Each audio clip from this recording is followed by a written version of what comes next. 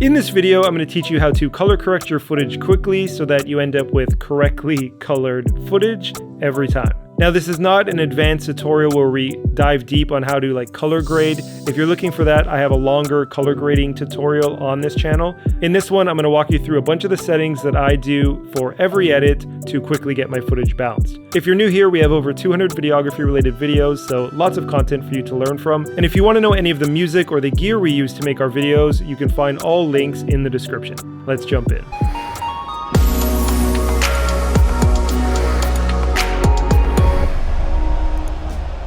And as I mentioned, this tutorial is to help you get really quick color correction done. Maybe you're on a tight deadline and you just want your clips to look good. So that's what we're doing today. Let's get started. The main concept behind color correction is you want to correct your footage so that the color looks good or correct. And before I start, I just kind of watch my footage back, and that gives me an example of the various colors in the footage. This is from British Columbia. This is all BC footage. There's going to be a lot of greens and blues and forest, nature, natural colors. And that should be kept within the final color correction. We want things to look natural as they should in nature, and we want to help out the footage just a little bit by maybe bringing up some of the shadow, darker spots, bringing down and controlling some of the highlights, and maybe adding a little bit of vibrance or saturation, but nothing too strong. Because again, color correction is just to get your footage looking like it should, and color grading is when you actually apply a certain look or style to your footage. All right, so let's go back to our first clip here. So if you're really tight on time, you can literally in the color tab just go down to where the A is, and you'll see that this is for auto balance. If you click this,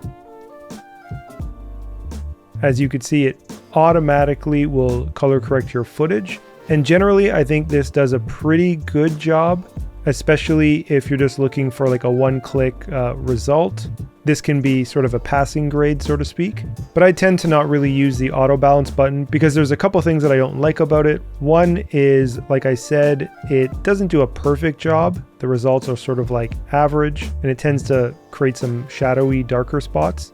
And two, it doesn't actually change any of the numbers down here or show you any of the changes that it chose to make during the auto balance process. And I wish it did, because then I could, pull things back or boost shadows or whatever as I wanted to after it did its thing.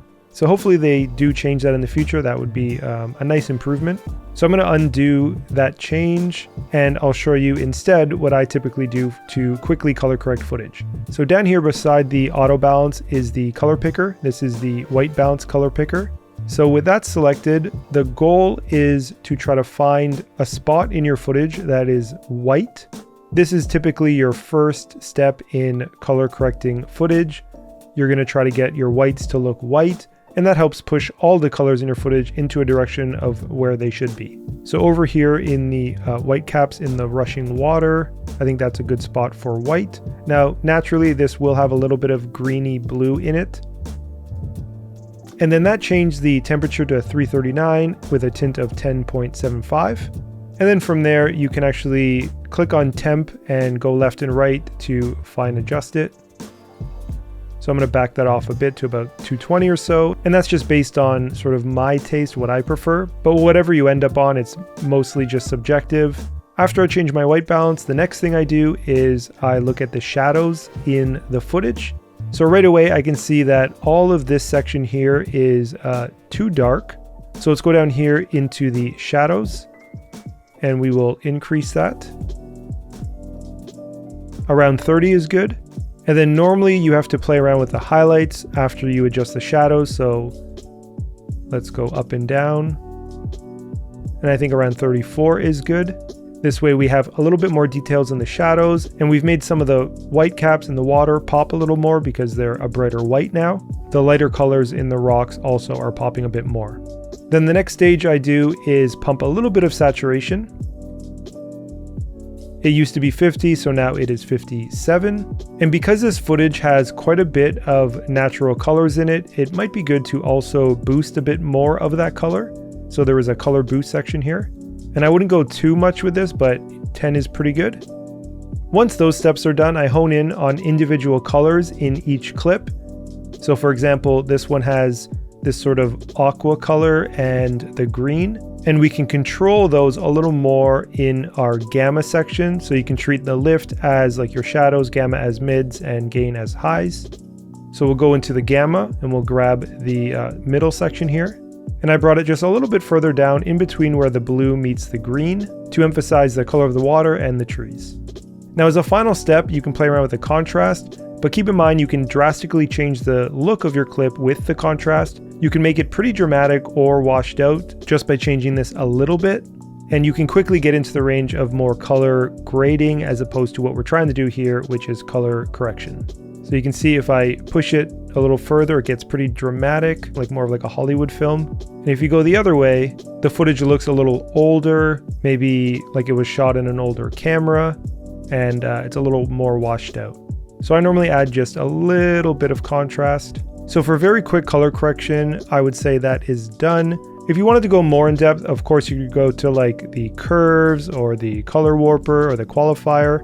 Now, one thing I would highly suggest when color correcting or color grading is to work off a good monitor. As you may have seen in a previous video for mine, I'm using the LG 5K 2K monitor. A lot of you have said you've gone ahead and purchased it after I recommended it and that you've loved it. I personally have been using it for over a year now and it is amazing. One of the main reasons I love this monitor is because it's 10-bit, meaning it's capable of showing significantly more colors than the average monitor. When working with that footage in an editing program like DaVinci, I'm actually able to work with and see that 10-bit footage. So I've left a link to that monitor in the description if you want to pick out the exact one that I have. If you're doing any professional work, you know, you're getting paid to do video editing, you want to obviously get something that will make your job easier and more accurate. So now I'll go through the rest of the clips and I'll show you how quickly I normally get it done in real time. So in this one, since there isn't much white, what I like to do sometimes is I will hit the auto balance, and this will give me an idea of what it's trying to do. So it made it very bright, and then I will undo it, and that'll give me sort of an idea where to start. So I'll change the temperature manually without selecting a white balance. I'll push it toward the orange a little bit and the tint slightly toward the green. And that's just because there's quite a bit of green in the footage. We'll go to the shadows, go to the highlights, increase those, bump the saturation, give it a little color boost. So this time, if we go toward the green, it'll start making the bird look green, and I don't think that's a good look. So instead we'll go sort of away from the green and then cycle back just a little bit, maybe a little bit more to like the reddish yellows. I think for this one, we'll take away a little bit of the contrast. We'll go up with the gain. And also for the color boost, I think we'll go a little more with that. So I think that's pretty good. And we can check the before and after by going up to this little symbol here that shows the stars and the colors. So that's how it was before, and that's after. So quite a big difference. So this one is the first one where we don't have much green, so we'll just keep that in mind. But we do have some white here in the palm, and that brought our temperature to -44, which is a little different. And I'm actually not really a fan of making this clip more cold or blue. So just like our last clip, I think I'm actually going to go to the orange side, and then we'll boost the shadows, boost the highlights, saturation and color boost. Now, because this is a pretty dark red, I think I'm going to pull the lift away from the red, just so the red is a little less dominant. And then for the gamma, once again, I think going a little bit toward the yellow and the reds, help the tones of the feathers pop just a bit by taking a bit of the natural sort of green hues that show up in the lighter parts out of the feathers. We'll add some contrast, and then I think I'll go up a little bit more with the gain here. All right, and then we can check the before and after. All right, next we have up a clip of quite a lot of water, and we can probably get some really great tones out of this one. So let's once again choose our white balance. We'll choose white. That pushed it quite a bit orange. So I think that's a little too much considering on the colder side is where we'll get a lot of that blue color. So let's roll that back to get a lot more of those blues. Around -100 I think is fine. And then for shadows, we'll pump those a bit. For highlights, because the clip is a little bit washed out at the top because there was some fog on that day, I think it's important to not go too high with the highlights on this clip. Next, we'll go up with saturation. And because we really want to emphasize that blue, we'll go up a little more. About 65, maybe 70 is about the max. In fact, I think I'll actually go back to about 60 and then use the color boost, as the image will be a little cleaner going that way. All right, next some contrast, and we'll increase the gain. And for the aqua bluish green color, we can go with the highlight area, the gain, and go into the blue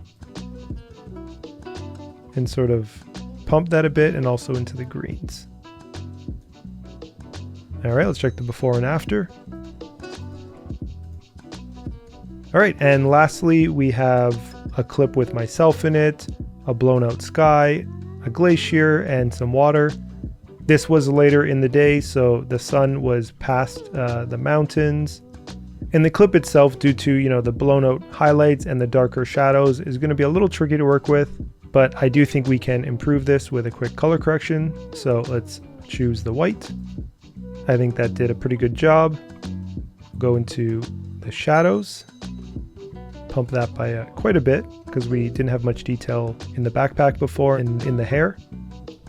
Then for the highlights, I think I'm actually going to pull it down a bit, maybe -15 or so.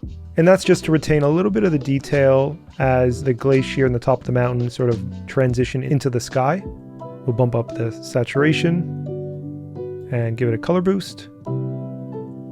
And since the background is a little bit washed out, it can benefit quite a bit probably by increasing the contrast. So let's try that.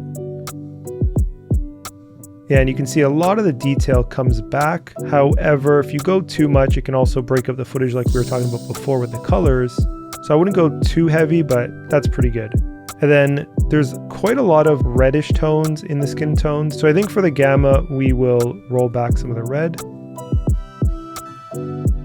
And since we took out a bit of the red, that means there's going to be a little bit more green showing up. You can see in the hat. So I think we can go the other direction just a little bit with the lift. And that helps some of the rocky, sort of darker colors not have such a harsh green tone to them. And then for the gain, let's go up a bit. And I think for just spending a quick minute on this, that's a pretty good color correction. Let's check out the before. In terms of color correcting footage quickly, that is my approach, and I hope it was helpful. All right, that's how you color correct footage inside DaVinci Resolve. I hope the video was helpful. If you liked it, give it a thumbs up and subscribe to see more videos from us in the future. We have over 200 videography related how-to and review videos, so lots of content for you to learn from. And if you want to know any of the music or the gear we use to make our videos, I've left all links in the description. Thanks so much for watching, and we'll see you next time.